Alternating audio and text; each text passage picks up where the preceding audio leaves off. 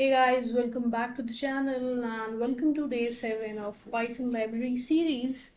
And today we will be learning about the library which is JSON in Python, how JSON library works.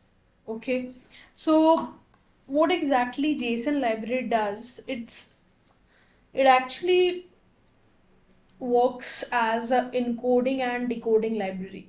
Okay, suppose you want to uh, let's say encrypt any data, okay, like for security purpose, and at the end you want to decrypt it. At that point of time we use JSON from Python. Okay, that's a JSON library from Python. So I'll take a small example in order to show you how actually JSON library works. Okay, so first of all, as you know, if you want to work with any library, you first have to install it. Okay, so similarly, pip install, you can install JSON from the terminal, like uh, from the command prompt terminal. Okay, so first we'll write import JSON. Okay, now what does this particular line will do? So this particular line will allow you to work with the JSON data in Python. Okay, JSON data means whatever decoded data you have or encoded data you have, those data. If you write import JSON, then you will be able to work with the JSON data in Python. Okay, so here I can write will allow you to work with JSON data. Okay, now once this is done, next what we have to do, so suppose I take a variable, so I take a variable as data. Okay, and inside this data I have some defined variables, user defined. Okay, so let's say I take name and I give the name as, let's say, John, and I also take as age, and I give the age as 30. Okay, so make sure you put it inside a single inverted commas, and only it will work when you're using JSON. Okay, so now what will this particular line do? So this particular line is basically, if you see this line, this is a JSON formatted string. Okay, and it is assigned to a variable which is known as data, and inside this we have two objects. The first object is name and the second object is age, and it has key values in it, that is John and 30 are the values of these two objects. Okay, so in short, data is a variable which is holding a JSON formatted string. So this is a JSON formatted string, this one. Okay, which has two objects, that is name and age, and it has respective values to it. Now how to read this JSON formatted string in your terminal?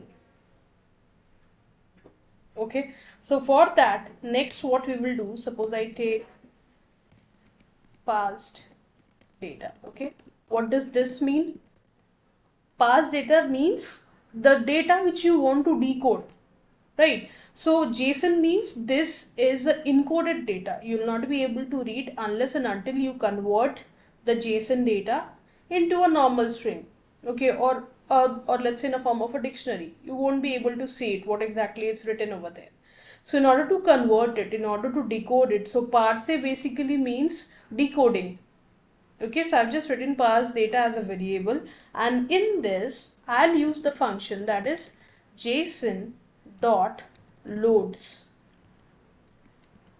Okay, and inside this I'll pass the variable that is data, in which my JSON formatted string is there. Okay, so what will happen, this particular variable that is parse data will hold the encoded format. Okay, so JSON.loads will encode this particular JSON formatted string, and then at the end you will be able to see it, what exactly is there inside the data which is encoded right now, and we have to decode it with the help of JSON. So in order to see it in your terminal, what you can do, you can just write print, and then I'll write pass data, and suppose I just want to see the name. I just want to see the object which is name. So for that, what you can write, I can just write name. That's it. That's it, what you have to do. So what this particular line will do, this particular line will see like where exactly the object name is in your entire code, and then the corresponding key value will be printed. That means if I write name, so John will be my output in my terminal. Okay, so once again, this line of code, what it will do, it will actually store or decode this particular JSON formatted string. Okay, so if I just mention it over here, so